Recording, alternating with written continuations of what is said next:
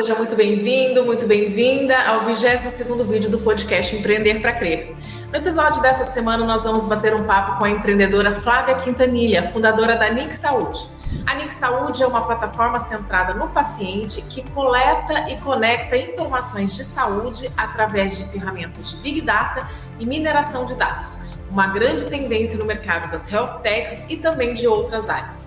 Fique com a gente que você vai entender um pouco mais sobre esse mercado e também aproveitar a experiência da nossa convidada durante 5 anos trabalhando numa startup para usar isso também no seu negócio. Oi, Marcos, tudo bem com você? Olá, Letícia, olá, ouvintes. Eu sou Marcos Antunes da Soneria, produtora de vídeos, empreendedor de São José dos Campos e apresento esse podcast ao lado da Letícia Maciel, jornalista, empreendedora e fundadora da BRZ Content and Marketing. Olá, Flávia, seja bem-vinda. Obrigado por ter aceitado o nosso convite. Olá, Marcos. Olá, Letícia. Muito bom dia. Obrigada. Eu que agradeço pelo convite. É sempre muito bom ter essa oportunidade de estar conversando com vocês. Eu gostaria que você se apresentasse para os nossos ouvintes, antes da gente começar o nosso bate-papo, e explicasse já um pouco para nós o que é a Nick, né? Essa startup que você criou com os seus sócios há 5 anos e que está aqui no Nexus do Parque Tecnológico. Maravilha. Bom, eu sou a Flávia Quintanilha, tenho experiência de mais de 15 anos no mercado. Não vou ficar falando tanto tempo porque vocês vão me achar muito velha. Mas, enfim. E eu atuei em vários setores, né? Eu atuei dentro do varejo, da indústria, em consultoria, muito focado na área de gestão de comunicação. E há 5 anos, como você colocou, a minha nova paixão se tornou melhorar a jornada do paciente. Então, eu me uni com meu sócio, que é o Dr. José Felipe. Então, eu vim com uma experiência muito forte na área de gestão estratégica de comunicação e dados, né? Quando a gente fala de business intelligence, de gerir o contexto de informação e de dados que está gerando ali aquele processo. E o Dr. José Felipe ele tem uma vasta experiência em modelos de gestão de saúde e em fluxos e processos de atendimento. Então, nós unimos as nossas expertises para fundar a Nick Saúde. E o que é a Nick Saúde? É uma plataforma baseada em melhorar a jornada do paciente em todo o processo de atendimento. O que a gente quer o processo de atendimento?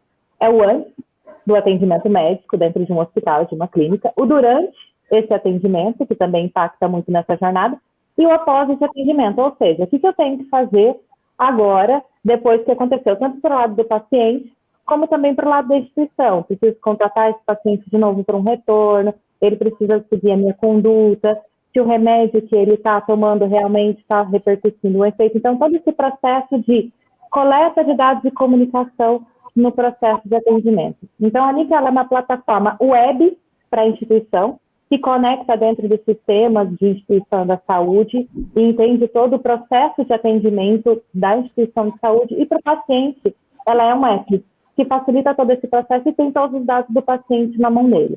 Desde a informação de um agendamento até o resultado de um exame e de uma orientação médica. Eu queria conversar um pouquinho com vocês sobre esses mitos que envolvem esse mundo das startups, né? Que é aquilo que a gente estava conversando um pouco ontem, né?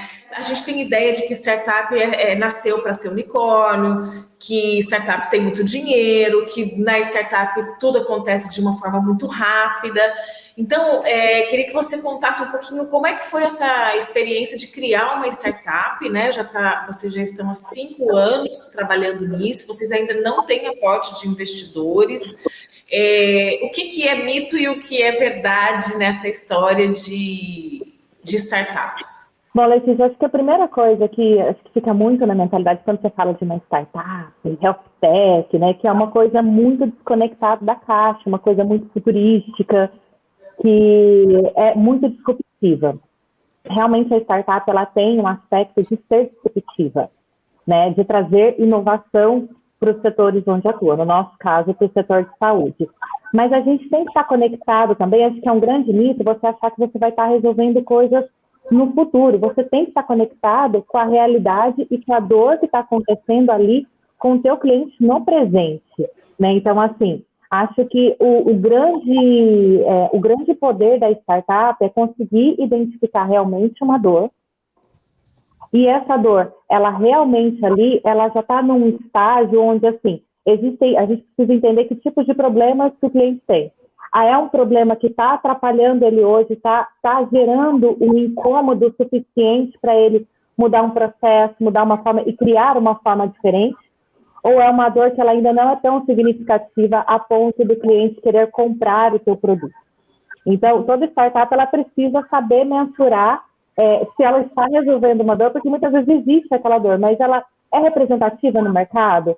Ela realmente está gerando um transtorno para o paciente, para o cliente, ou para o paciente, ou para o mercado onde você está atuando? Aqui na Nexus, né, a gente tem várias conexões, vários contatos, e uma coisa que sempre foi muito discutida aqui, que virou meio que o nosso lema, falou assim, olha, o problema que a tua startup resolve, ela é uma aspirina ou ela é uma vitamina? Pensa na seguinte situação. O que seria pensa que você foi para a praia, você está longe de casa e você esqueceu a sua vitamina em casa. Você vai sair da praia paradisíaca para ir na farmácia comprar uma vitamina e pagar 3 vezes o preço que você pagaria na sua casa? Ou se você está nessa mesma situação e está arrebentando de dor de cabeça, você paga 3 vezes o valor por uma aspirina? Você sai da sua praia para resolver o problema? Então, assim, uma startup ela precisa ser uma aspirina. Ela tem que saber muito bem a dor que ela resolve. Aí você falou uma outra coisa, né, no contexto que você colocou aí, falou assim, a startup é unicórnio, ela cresce super rápido. Eu diria que a startup ela tem que ser rápida. Ela tem que acertar rápido, ela tem que errar rápido e ela tem que mudar rápido. Né? Esse é o grande diferencial da startup. Mas, assim, se a gente até for olhar as grandes startups hoje, as unicórnios brasileiras hoje, elas não acontecem na velocidade da luz. Né? Não é uma questão de meses. É que se a gente comparar na trajetória de crescimento de grandes corporações, que levam décadas para se tornarem grandes e robustas, a startup é muito mais rápida. Mas é que eu acho que muitas vezes tem essa diferença das pessoas entenderem que a rapidez está em meses. Né? Fala assim, olha, eu vou fundar uma startup hoje, e aí eu faço as minhas contas, falo assim, olha, eu tenho grana aqui para aguentar 6 meses, e daqui a 6 meses eu tenho que virar um unicórnio. E você está no processo de aprendizagem, você tem que ser muito agile, você vai errar, e assim, você vai ter que refazer, você vai ter que repensar tudo que você fez, e às vezes começar do zero de novo. Esse processo, a gente tem que ser rápido, mas o crescimento para uma startup, se a gente for olhar as grandes hoje, Airbnb, Nubank, não foram em meses que elas se transformaram, o próprio Uber, que elas se transformaram no que elas são hoje. Então, acho que existe um grande nível nessa velocidade para se transformar em um unicórnio, que muitas vezes as pessoas que querem empreender, ou quem vê de fora, né, que não entende muito bem de como é que funciona o dinamismo do mercado, cria uma falsa expectativa de um crescimento extremamente ágil. E não é bem assim que funciona. Então, acho que existe um grande nível nessa velocidade para se transformar em um unicórnio, que muitas vezes as pessoas que querem empreender, ou quem vê de fora, né, que não entende muito bem de como é que... Acho que logo que você inicia o processo, a gente estava muito mais alinhado com essa questão assim, olha, vamos acertar a dor, vamos ver se isso daqui que funciona, esse daqui que não funciona. Acho que estava muito mais direcionado nesse ponto. Quando você já chega num formato onde você acertou a dor, aí o tempo ele começa a ser crucial. Então, daí a gente sempre desenha as metas e fala assim, olha, quantos clientes eu preciso atingir em cada tempo, quanto tempo que a gente requer a escalada do negócio, e a gente vai revisando e reformatando isso. Então, assim, hoje, como que a NIC trabalha o nosso Business Canvas, né? Eu sempre tenho um planejamento anual das metas que a gente quer atingir no ano, e a gente tem revisões trimestrais. Então, a gente fala assim, a minha cenourinha que eu estou perseguindo ela está sempre, a gente não faz planejamento, como a gente vive num ambiente de muita incerteza, eu fazer um planejamento, por exemplo, um PE de 5 anos, um plano estratégico, né, de 5 anos, é algo muito difícil de mensurar, porque você tem ainda muitas incertezas. Então, o que a gente viu que funcionava para nós e que fica uma coisa mais factível, mais fácil de alcançar, é sempre um plano estratégico para os próximos 12 meses. Aí a gente vai fazendo revisões trimestrais, ajustando os pontos onde a gente vai colocar mais energia para alcançar a meta dentro dos próximos 12 meses. Flávia, você poderia explicar para a gente como que foi o processo de criação e desenvolvimento da NIC? E aproveitar também o gancho, você avalia hoje o uso de dados na área da saúde. Não, perfeito. Bom, como que foi o processo da NIC, né? Lá em 2016, a gente começou a trabalhar e discutir como que a gente podia melhorar o processo da saúde. O que tinha no contexto? A população envelhecendo, o acesso da saúde ficando cada vez mais caro e a gente entendendo que isso é um problema para as instituições, para planos de saúde, para hospitais, a gente precisa otimizar e para as próprias pessoas. O meu plano fica mais caro, eu estou envelhecendo com mais qualidade de vida, eu preciso ter mais acesso. Eu não quero simplesmente só envelhecer, eu quero curtir a minha vida, eu quero ter qualidade de saúde. Isso tem um impacto em como a gente está entregando saúde para as pessoas. A nossa solução inicial foi, bom, o que é o caminho que a gente vai resolver esse problema? Vamos coletar dados e capturar dados desses pacientes, para que a gente possa conhecer o paciente como um todo, e com base nessa informação completa que eu tenho das pessoas, eu consigo prever doenças, né? Gerar uma modelagem preditiva de dados de saúde. E o que a gente entendeu? Falou assim, olha, quanto antes você trata, mais qualidade de vida você tem e menos custo tem. Então, se eu evito que você, assim, todo mundo um dia vai ter diabetes, todo mundo um dia vai ter hipertensão, a questão é, você vai ter diabetes com 30, 40, 50, 60, 80 anos. O que a gente quer fazer? Que você tenha com 80. Porque antes disso a gente consegue ir modelando e tratando. Qual foi o nosso primeiro passo? Vamos entender a fundo como que o paciente vem o cuidado com a saúde. Então, a gente rodou várias entrevistas de empatia, a gente conversou a fundo com várias pessoas. E daí, a partir disso, a gente começou a desenvolver os primeiros protótipos da NIC, né? Como que seria a plataforma, o que a gente ia entregar, a gente rodou alguns trials, fizemos, né? No MVP, a internet, poxa, acertamos, tal. Foi em 2019 que a gente rodou o nosso primeiro business case de uma unidade de saúde, porque a gente foi entendendo o mercado, falou assim, olha, vamos levar isso para o plano de saúde. E quando a gente começou a levar para o nosso mercado comprador, nosso cliente final, que são hospitais e operadoras de empresa, a gente começou a perceber que tinham outras dores que não permitiam que tivessem atenção concentrada nessa coleta preventiva de dados. Ou seja, as instituições estão estranguladas tratando isso.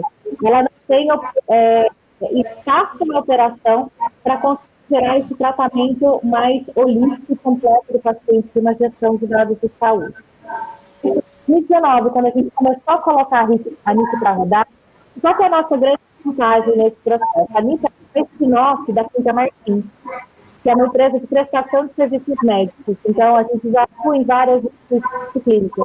Então, temos um laboratório dentro de casa.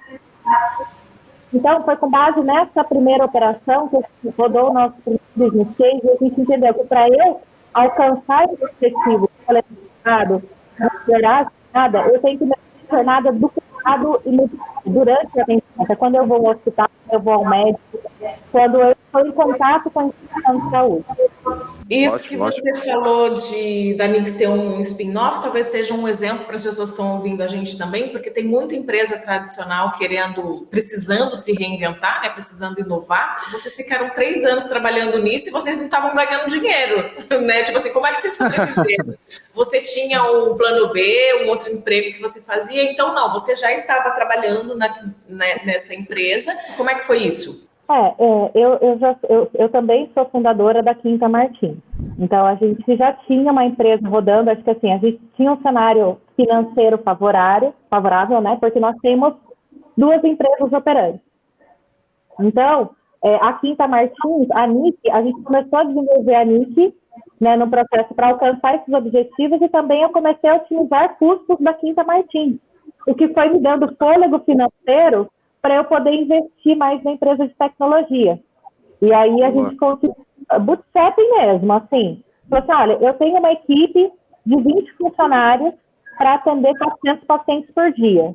Então, eu falei assim, nossa, mas eu estou aqui estrangulada na recepção porque a minha equipe demora muito tempo para atender esse paciente e tudo mais, meu custo de pessoas é muito alto. Então, o que a gente começou a fazer? Não, a gente precisa coletar o dado, mas está me requerindo mais pessoas para coletar dados, está inchando a minha operação. Então, a gente começou a otimizar o processo. Hoje eu tenho 2 pessoas na recepção para atender com capacidade de recepcionar 600 pacientes no dia. Então, eu otimizei a operação, me deu fôlego financeiro para eu começar a investir na empresa de tecnologia. E a partir do momento que a empresa de tecnologia começou a ficar, que é a NIC, ela começou a ficar robusta, a gente começou a levar a NIC para o mercado para fazer com que ela agora caminhe com as próprias pernas, né? E que a gente não precisa mais ficar colocando investimento próprio dentro da NIC.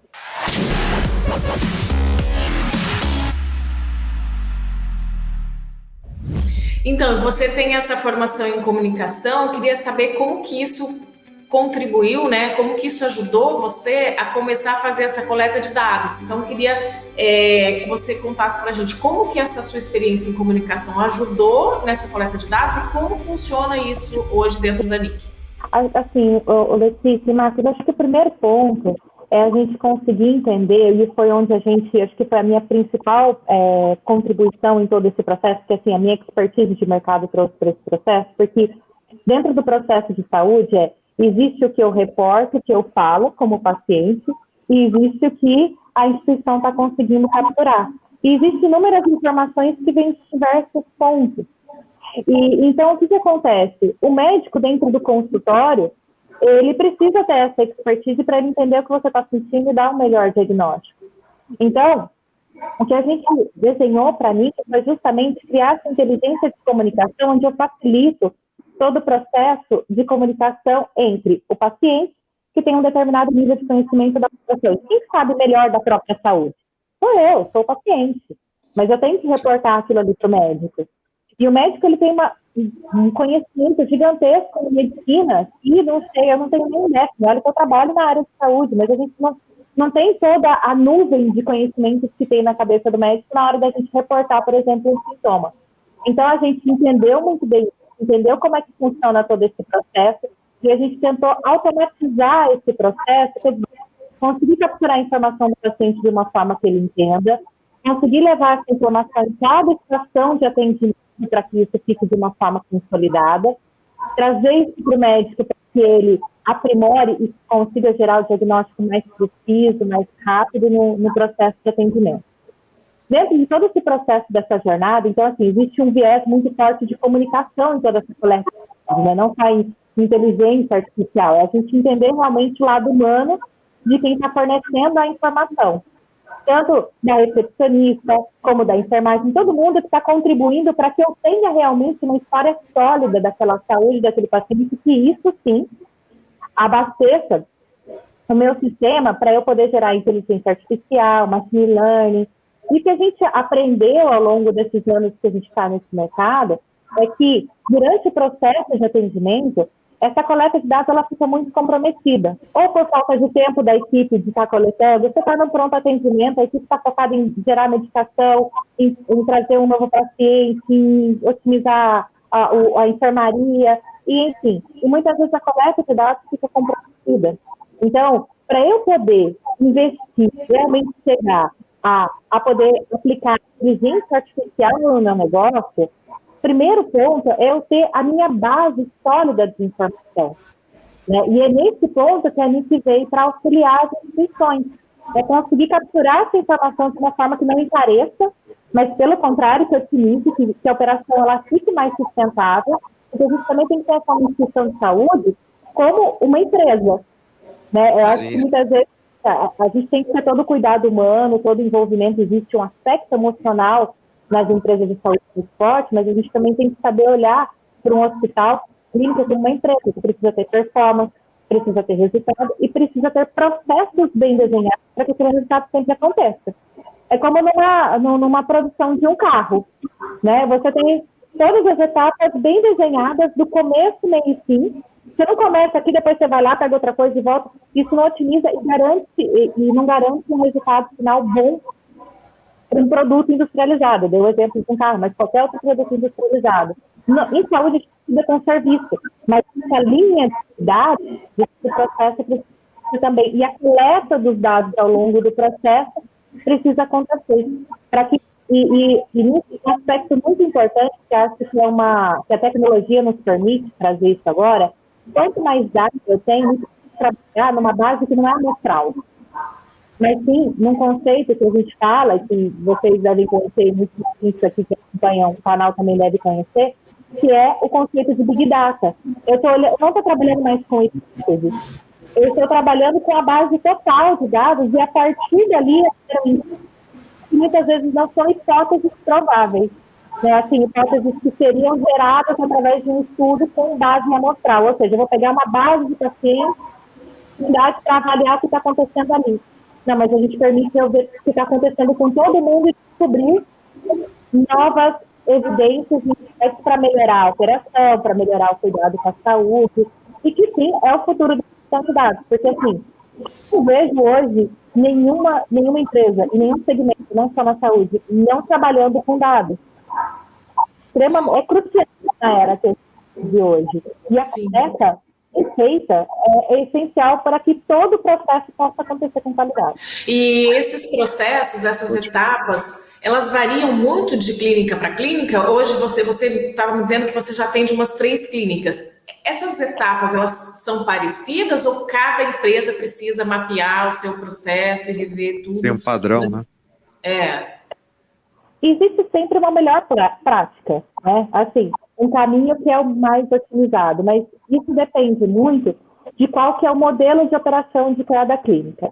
Por exemplo, um pronto atendimento em um hospital, que é o pronto-socorro, que a gente está acostumado aí, ele tem um fluxo desenhado de atendimento. Então, você vai passar por uma enfermagem, depois você vai passar por um médico, esse médico ele pode pedir exame, pode pedir consulta, pode pedir avaliação de outro especialista, vai ter um fluxo desenhado ali para aquele modelo de operação que é um pronto atendimento. Se a gente for para uma clínica de especialidades médicas, que é uma policlínica, onde eu vou ter vários médicos atendendo ali, o fluxo ele já vai ser completamente diferente. Isso também pode variar de acordo com a especialidade. Se eu tenho uma clínica que o forte dela das especialidades está mais direcionado a determinados tipos de exames e procedimentos, isso vai impactar, né, dentro de como esse fluxo vai ser desenhado.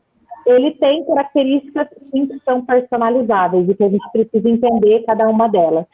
Mas ela não é individualizada a cada instituição, mas de acordo com o composto de produtos que aquela instituição entrega, né? Quando eu falo produto, por exemplo, que tipo de exame, que tipo de consulta, que tipo de atendimento cada instituição tem. Daí o que a gente traz é a melhor prática para que aquele processo seja o mais utilizado para aquela instituição específica para o que ela oferece. A gente tem uma premissa que, para nós aqui na NIC, é uma lei. Né? Eu não posso gerar trabalho, o médico ele está lá para atender o paciente, ele não pode fazer nada no nosso sistema que não esteja associado a isso, que não gere um benefício no processo onde ele está lá dedicado para fazer. Então, assim, eu não posso dar mais trabalho para esse médico, pedir que ele aperte mais 3, 4, 5 botões, input 3, 4 informações que não estão atreladas ao objetivo fim do atendimento dele, que é gerar o diagnóstico do paciente. E isso a gente entende para todo mundo, desde a recepção. E a gente já aprendeu que, assim, gera um esforço muito grande da instituição se você tentar forçar a equipe a imputar uma informação porque você vai querer ela no futuro, e não para aquele atendimento ali específico. Então, o grande desafio da NIC é o quê? É a gente coleta o dado ao longo do processo, sempre gerando benefício para aquela pessoa daquela estação. Então, a recepcionista tem que gostar de utilizar a NIC. Por quê? Porque ela já coleta todos os pacientes, já chega pronto para ela na recepção com todas as informações básicas que ele tem. Isso facilita o processo dela e, ao mesmo tempo, daí permite que ela possa fazer alguma outra coisa que vai beneficiar a coleta de dados, que é confirmar um telefone celular. E uma coisa que a gente faz, Letícia, a gente empodera o paciente. Não sei se você já observou, se você às vezes parou para pensar. Você chega numa clínica, você fica parado lá sentado, vendo muitas vezes Ana Maria Braga, uma TV, né? Assim, você fica lá. Mesmo que seja um processo muito otimizado, você fica 15 minutos na recepção. Fica 15 minutos lá sem fazer nada. Você não tem valor naquilo e a instituição não tem valor. E a instituição gasta para ter lá 15 recepcionistas para ficar coletando dados que você poderia estar ali enquanto você aguarda de uma forma até muito mais confortável para você, já imputando a informação. Então, a gente empodera o paciente, a gente envolve o paciente no processo.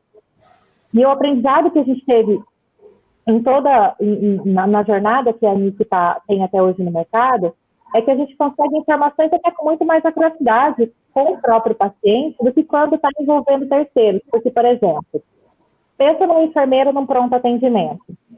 Ele vai atender, vamos pensar num hospital grande, numa escala aí de 12 horas de trabalho, né, que é normalmente um plantão de enfermagem, ele pode atender até 200 pacientes. Ele vai perguntar 200 vezes as mesmas coisas. Qual que é a chance desse profissional errar? Eu não estou falando nem de um profissional não comprometido, mas eu estou falando, assim, falha humana. É normal. E agora, quando você está indo ao hospital, quantas vezes no dia você vai ao hospital? Quando você precisar, você vai estar lá uma vez. Então, para o paciente é uma experiência. Para o enfermeiro são 200 vezes um trabalho repetitivo. Então, é muito mais fácil para o paciente entregar uma informação mais completa, porque para ele é interessante, ele quer que o médico dele saiba tudo que ele está sentindo. E para o enfermeiro é muito melhor, porque muitas vezes ele pode só confirmar uma informação daquilo que ele precisa, e aquele processo fica muito mais rápido. Então, ele tem mais tempo livre para se dedicar a fazer ao acolhimento do paciente. A atenção, porque as pessoas, quando você busca um atendimento médico, o que você quer? Você quer ser visto, você quer ser bem cuidado, você quer ser bem atendido. Já está meio emocionalmente abalado com aquele problema, né? A experiência, assim, todo profissional que entra, tanto na NIC quanto na Quinta Martins, fala assim, olha, o paciente de saúde é diferente de um cliente da Disney ou de um cliente do Uber, né?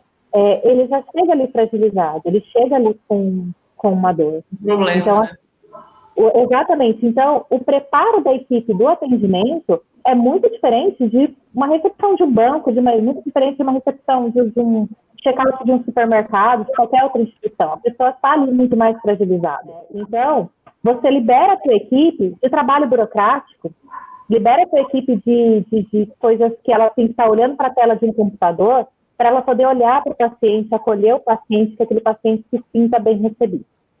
E, ao mesmo tempo, esse processo de acolhimento não quer dizer que, não, mas isso não dá para a minha instituição, porque isso é muito caro, aqui a minha clínica é pequena, o meu hospital não tem tanto recurso, eu atendo serviço público. A gente foi feita dentro de uma operação para atendimento público.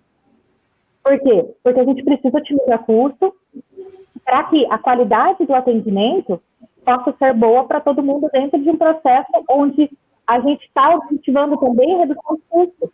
Mas redução de custo não quer dizer redução de qualidade.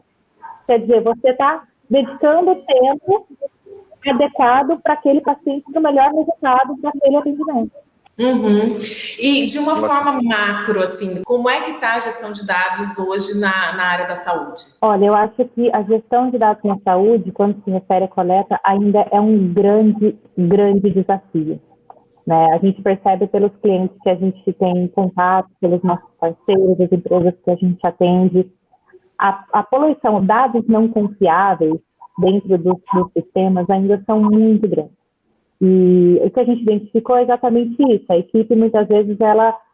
E tem uma coisa muito importante que acaba ficando muita coisa no papel. Eu tenho muita informação no papel, eu tenho sistemas que não estão integrados. Então, você tem lá o sistema de gestão do hospital, que normalmente a gente chama que é um ERP. Então, ele tem lá todo o processo, prontuário do paciente e tudo mais.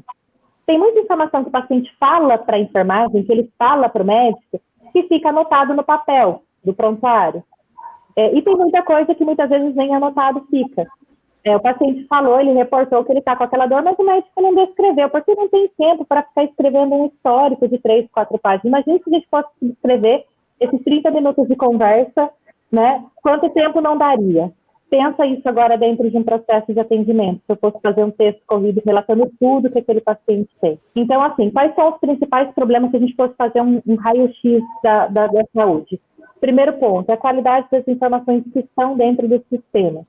97% dos hospitais hoje privados do Brasil já estão informatizados. O problema não é falta de informatização, é falta de qualidade da informação que está lá coletada. Outro grande problema que ainda é muito evidente dentro das instituições de saúde, inclusive das grandes e bastante renomadas, ainda tem muito fluxo de papel. Porque o papel, ele ajuda a eu entender aonde está aquele paciente. Eu levo o papel, é como se eu estivesse fazendo uma brincadeira, passando a bandeirinha, agora está com você, agora está com você. A informação está completa lá no sistema, mas para eu saber com quem que está esse paciente, o papel físico, ele faz esse trabalho. E é isso que a NIC ajuda a eliminar. Tanto você, por isso que a gente até transformou a NIC em módulos. Então, por exemplo, a gente tem o NIC Scan, que é um módulo feito para digitalização de documentos. Porque muitas vezes o médico, isso é uma dor crucial dentro de uma instituição de saúde. O médico ele tem que estar lá no sistema, imputando os dados do paciente, mas ainda tem muito prontuário antigo de papel, porque para a digitalização e informatização dos hospitais é recente. Então, eu tenho uma área de arquivo lá com uma quantidade gigantesca de papel que eu tenho que armazenar durante 20 anos. Nossa. Então, pensa no trabalho que é para uma equipe de atendimento. Chegou um paciente, eu preciso saber o histórico, esse paciente já foi operado aqui nesse hospital, preciso saber o histórico desse paciente. Então, eu tenho que reportar minha equipe de arquivo, eu tenho que ter um funcionário que vai lá, busque esse documento, pegue, leve até onde a ala que aquele paciente está, entregue na mão daquele médico. A gente fez até uma análise de custos disso. E, assim, para cada prontuário que a gente precisa buscar dentro de uma instituição, custo de mão de obra, que eu estou envolvendo as pessoas, que eu estou envolvendo no processo, ela custa em torno de 92 centavos. Cada vez que eu pego um prontuário. Agora, pensa num hospital que atende 500 pessoas por dia. Isso é muito alto. É um custo. Então, recapitulando, a qualidade da coleta de dados, a integração das informações, né, quando a gente está falando principalmente de papel, e a integração das informações entre sistemas. Então, muitas vezes a gente tem lá o resultado do exame, laboratório. Tem o sistema, tem toda a informação lá dentro do sistema, mas não está na ERP, não está na mão do paciente. Então, aí o que acontece? A NIC, o que ela faz? Eu trago a informação que o paciente está relatando, coloco numa plataforma que fica visível para o paciente, fica visível para o médico. Eu digitalizo os prontuários do paciente, eu deixo visível para o médico, integrado no sistema. A gente conecta as informações de exames, de imagens, de laudo, deixa disponível para o paciente, deixa disponível para o médico, integro com os sistemas. Então, funciona como um grande conector. Quando você chega na sala do médico, tudo que ele precisa está ali, para a gente conseguir gerar aquela comunicação completa e gerar o melhor diagnóstico com o menor custo. Aproveitando esse assunto agora do futuro, né, mudanças, adaptações dentro da parte tecnológica dos hospitais, eu queria saber quais são as expectativas da NIC para 2022. Bom, agora, o Marcos, a gente está num processo de go-to-market, né? Então, assim, até o momento a gente estava muito focado no desenvolvimento de produto e agora a gente está numa etapa de escala e prospecção de mercado. Então, o Covid, na verdade, retardou muita coisa, porque a segunda onda, inclusive, pegou a gente aí, deu uma atrasada um pouco nos nossos planos, porque as instituições voltaram a ter atenção de novo para o Covid e outros projetos acabaram ficando em segundo plano, mas agora com a evolução da vacinação, né, e assim, as pessoas voltando a poder se cuidar mais, né, e não ficar com essa... A gente está vivendo agora um represamento muito grande de, assim, tá todo mundo deixando para depois, né? Sim. Ou seja, não é urgência. Então, a gente vê agora que nesse processo que a NIC está, as nossas expectativas, né? A gente está acelerando a nossa entrada para o mercado, a gente está com um olhar muito voltado agora para prospecção e abertura de novos mercados. E a nossa expectativa, e a gente ainda pretende permanecer 2021 com crescimento bootstrapping, e para 2022 a gente está se preparando justamente para estar até com uma carteira de clientes mais robusta, tudo mais, para prospecção, para a gente poder atrair investidores e aí gerar um novo nível de escala da NIC. Essa é a nossa expectativa aí para pensando segundo semestre de 2021 e o ano de 2022. E vocês já estão atendendo fora de São José também? Esses clientes que vocês têm são de onde? São daqui? A gente tem 2 unidades aqui em São José dos Campos e a gente também tem uma unidade em Caraguá. Mas não é um produto local, Letícia. Então, assim, eu tenho capacidade hoje para poder atender o Brasil todo, mas por uma estratégia comercial, para a gente conhecer a nossa rede de relacionamento e networking, a gente vem concentrando o nosso esforço comercial na região do Vale do Paraíba, né, Litoral Norte, e também na região metropolitana de Campinas, né, RMC, que nós também estamos dentro do parque da Unicamp, então Eu residi em Campinas, morei em Campinas por mais de 20 anos, só recentemente voltei a morar em São José dos Campos, então a gente só entende que são dois mercados que a gente conhece muito bem, que são nossos mercados-alvo. É uma tecnologia que ainda é muito cara de ser implantada? Não, pelo contrário. A gente desenhou a NIC para que ela seja acessível, inclusive um atendimento público de saúde. Como que a gente desenhou a cobrança da NIC?